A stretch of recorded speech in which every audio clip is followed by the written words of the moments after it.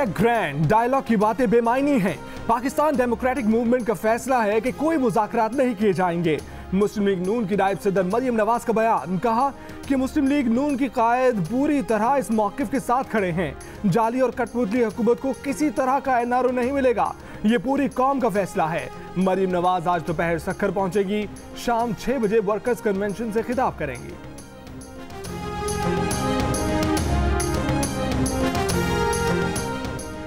मुज़ाकरात नविश्ता दीवार हैं, ऐसा ना हो साल बाद वजीर आज़म को कहना पड़े कि मुज़ाकरात ना करना हमारी गलती थी। तहरीक इंसाफ की इत्तेहादी मुस्लिम लीग फंक्शनल के मोहम्मद अली दुरानी ने खबरदार कर दिया। जियो न्यूज़ के प्रोग्राम नया पाकिस्तान में गुफ्तगू करते हुए कहा कि नून लीग, पीपल्स पार्टी और पीटीआई की भी सोच है कि सियासी दर्जा हरारत बढ़ाने का फायदा नहीं। नवाज शरीफ और मरियम नवाज के तर्जुमान मोहम्मद जुबैर बोले, ट्रैक 1 और ट्रैक 2 कोई भी बात नहीं होगी, पीटीआई की हुकूमत चली जाए फिर सब कुछ मुमकिन है।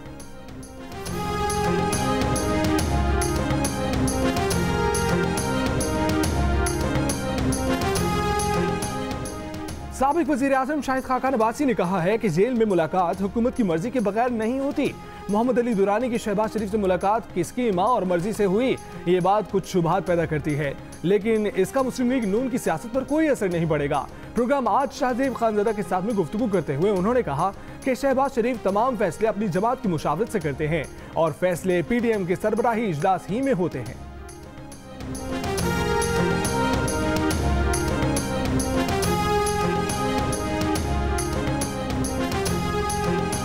दो तीन क़ुव्वतें हैं जो जहां उनको इस एक बयान की वजह से कबूलियत मिली है। हुकूमत पीटीआई सपोर्ट कर रही है। जमीयत उलमा इस्लाम के सीनियर रहनुमाओं मौलाना मोहम्मद खान शेरानी और हाफिज हुसैन अहमद समेत 4 रहनुमाओं को पार्टी से निकाल दिया गया। जेयूआई के तर्जुमान ने कहा कि पार्टी फैसलों से इनहराफ करने पर मौलाना मोहम्मद खान शेरानी, हाफिज हुसैन अहमद, मौलाना गुल नसीब खान, मौलाना शुजाउल मलिक को पार्टी से खारिज किया गया। मौलाना फजलुर रहमान ने कहा कि मौलाना शेरानी बेनकाब हो गए। तहरीक इंसाफ की हुकूमत समेत कई कुव्वतें मौलाना शेरानी की हिमायत कर रही हैं, नाअहल हुकूमत के खिलाफ लड़ रहे हैं। इत्तफाक है कि हुकूमत को जाना चाहिए, हुकूमत अपने इस्तीफे और आम इंतखाबात का ऐलान करे, फिर बातचीत हो सकती है।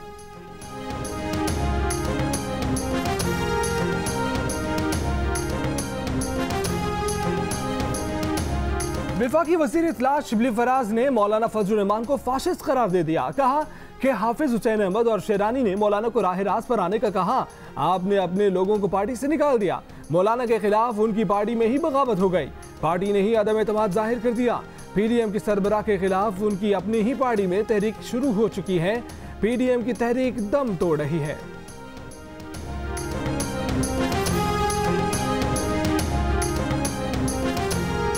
एमकेएम पाकिस्तान का वफाकी हुकूमत में रहने या अलहदा होने के लिए आवाम से रुजू करने का ऐलान। सरबराह एमकेएम पाकिस्तान खालिद मकबूल सिद्दीकी ने कहा है कि मुत्तहिदा का पहला मुतालबा ही मरदमशुमारी में दुरुस्ती था। कराची की आबादी को कम दिखाना सबसे बड़ी ज्यादती है। जिस शहर से 2.5 करोड़ से ज्यादा शनाख्ती कार्ड जारी हो चुके हैं, उसकी आबादी को 1 करोड़ 60 लाख दिखाया गया। ऐसा लगता है कि कराची का इस्तेहसाल करने पर वफाकी और सूबाई हुकूमतों का इत्तफाक राय है। 18वीं तरमीम धोखा थी, जिसका सबसे ज्यादा नुकसान सिंध के शहरी इलाकों को हुआ। यह पैगाम दिया गया कि पाकिस्तान की सरकारी नौकरियों पर कराची का हक नहीं।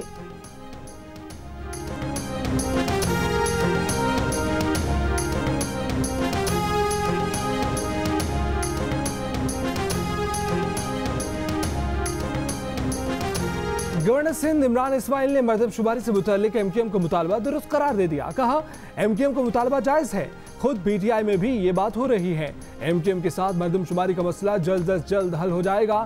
ऐसा मुमकिन ही नहीं कि एमकेएम हुकूमती इत्तेहाद से अलग हो जाए। 2023 के इंतखाबात से कबल नई मरदमशुमारी कराई जाएगी।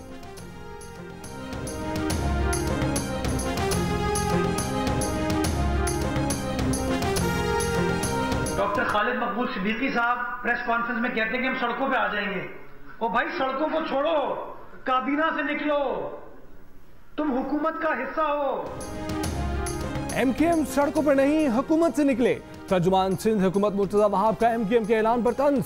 मुर्तजा वहाब का कहना था कि एमकेएम ने सड़कों पर आने की बातें की हैं, मगर हुकूमत से निकले बगैर सड़कों पर निकलने की कोई अहमियत नहीं है।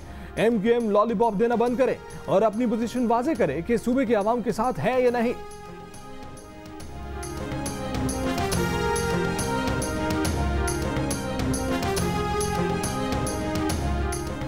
हुकूमत मुखालिफ इत्तेहाद पाकिस्तान डेमोक्रेटिक मूवमेंट का सरबराही इजलास 2 जनवरी को लाहौर में होगा। इजलास में ज़िमनी इंतखाबात में हिस्सा लेने या ना लेने, इस्तीफों, सेनेट इंतखाबात, लॉन्ग मार्च समेत मुख्तलिफ अमूर पर मुशावरत और फैसलों का इम्कान। मौलाना फजल रहमान का कहना है कि ज़िमनी इंतखाबात में हिस्सा लेना है या नहीं, फैसला 1 जनवरी को कर लेंगे।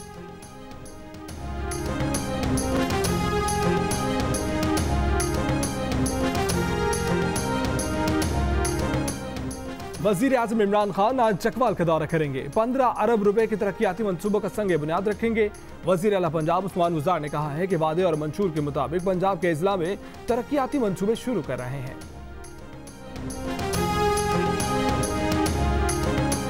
पीडीएम वालों ने ऐलान किया, लाने वालों से बात करेंगे, तो आप किस चीज का एहतजाज कर रहे हैं? हम इस सियासी बिरयानी का हिस्सा नहीं बने हैं।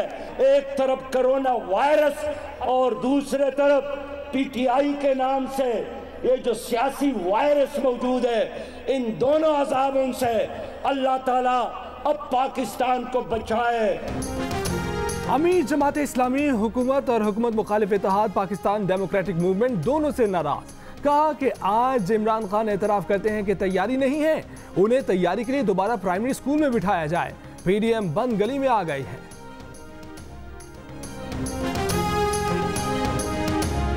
बाबा कौम कायद-ए-आज़म मोहम्मद अली जिन्ना को कौम का सलाम। यौम विलादत पर कराची में मज़ार कायद पर गार्ड्स की तब्दीली की पुरवक़्कार तकरीब। पीएमए काकूर के कैडेट्स ने गार्ड्स के फराइज़ संभाले, ख़वातीन कैडेट्स भी शामिल। गवर्नर सिंध इमरान इस्माइल और वज़ीर आला मुराद अली शाह की मज़ार कायद पर हाज़री, फूल चढ़ाए, फातह खानी की।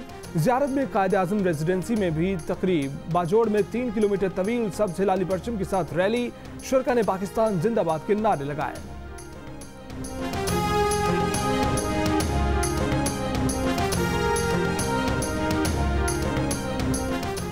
बरतानिया में कोरोना वायरस गुज़श्ता 24 घंटों में मजीद 570 अफराद की जान ले गया। मजीद 32,700 से ज़ायद अफराद में वायरस की तस्दीक।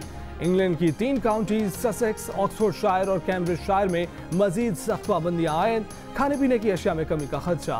खरीदारों ने स्टोर्स में शेल्फ खाली कर दिए। अमेरिका ने बरतानिया से आने वालों के लिए कोरोना की नेगेटिव रिपोर्ट लाजमी करार दे दी। सऊदी अरब के वली अहद शहजादा मोहम्मद बिन सलमान ने भी कोरोना वैक्सीन लगवा ली।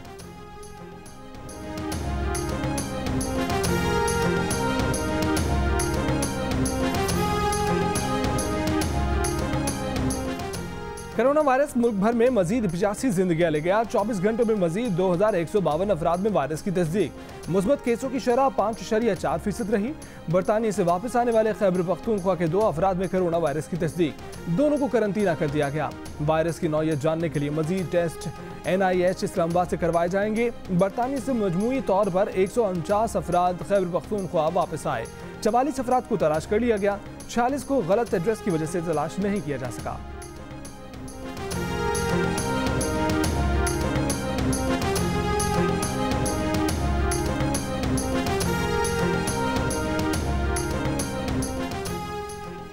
बलूचिस्तान में शोबा तालीम की खराब सूरत हाल का कोरोना ने और बुरा हाल कर दिया। बेशतर तालीमी इदारे इस साल में सिर्फ 2 माह ही खुल सके। वसाइल की कमी तकरीबन 15,000 सरकारी स्कूल्स और कॉलेजेस में ऑनलाइन क्लासेस के आड़े आ गई। मैट्रिक, इंटर और स्कूलों के सालाना इम्तिहानात भी नहीं हो सके।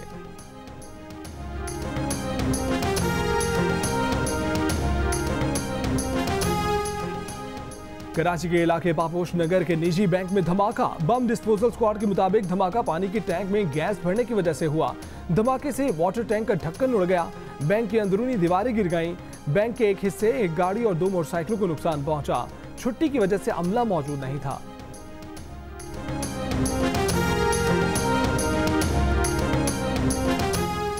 कराची में मुआशी मुश्किलात से परेशान शख्स नफ्सियाती मसाइल का शिकार हो गया। मोटरसाइकिल पर बरहना सड़कों पर निकल आया। पुलिस के मुताबिक मुतल्लिका शख्स को 3 रोज कबल जोहराबाद से हिरासत में लिया गया था। उसे सोहराब गोट ईदी होम मुंतकिल किया गया, जहां से उसे अहले खाना ले गए।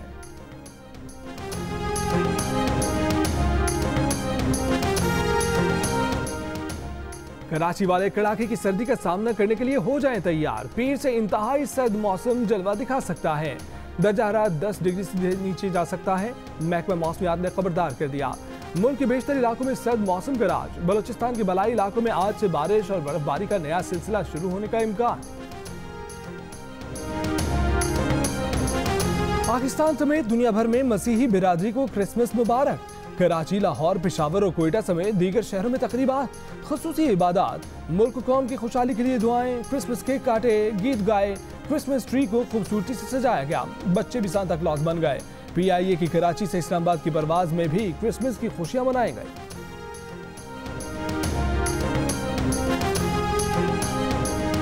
उर्दू के नामवर अदीब, नक़ाद, शायर और फिक्शन निगार शमसुल रहमान फारूकी जुमे की सुबह भारत के शहर इलाहाबाद में इंतकाल कर गए।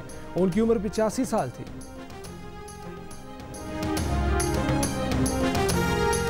पाकिस्तान और न्यूजीलैंड के दरमियान पहला टेस्ट कुछ घंटे बाद माउंट मंगोई में शुरू होगा। बाबर आजम, इमामुल हक और शादाब इंजरीज के बायस प्लेइंग 11 में शामिल नहीं।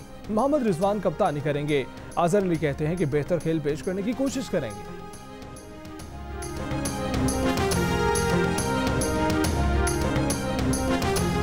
कोरोना ने PSL के छठे एडिशन को भी जकड़ लिया। खिलाड़ियों का मुआवजा 20 से 25% कम करने का फैसला।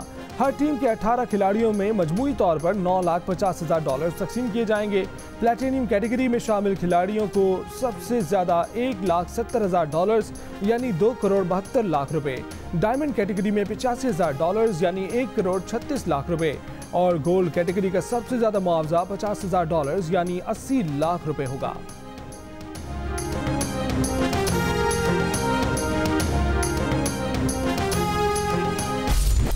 जोर लगा के जोर लगा के दोस्तों 2020 को धक्का लगा रहा हूँ।